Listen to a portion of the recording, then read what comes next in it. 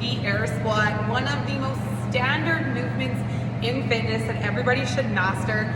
It is not as easy as it looks, and we're going to talk about a couple of ways that you can improve your air squat today. So first thing is first, we're going to talk about foot position.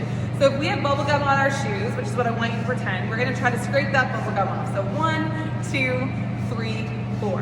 When we stop, we're going to look down and we should see ourselves in our very natural foot position for our squat. Depending on the length of your bones, depending on how tall or how short you are, it's going to have an impact on your starting position for your squat, okay? So I'm now in the perfect position.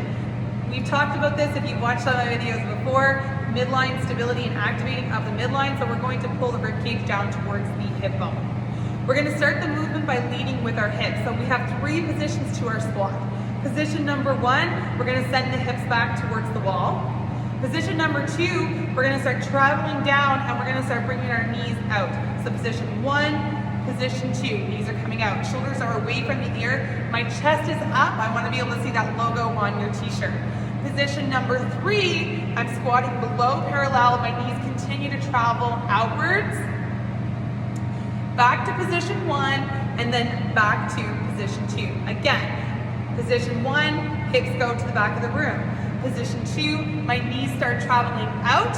Position number 3, I'm coming below parallel into the bottom portion of my squat. Note that I am active in this position. So I'm nice and solid, my glutes are engaged. I'm not dropping into an inactive, loose position. This is called the danger zone of our squat. If we come down here with weight on our back, sometimes it is really, really hard to get back to a standing position. So we want to stay active. Now keep pushing those knees away from the floor, back to a standing position. Couple common faults that we'll see with our air squats, the heels come off the ground. So you will see sometimes people squatting like this. They're pulling themselves forward and their heels are coming off the ground. There's a number of things that we can do to fix that.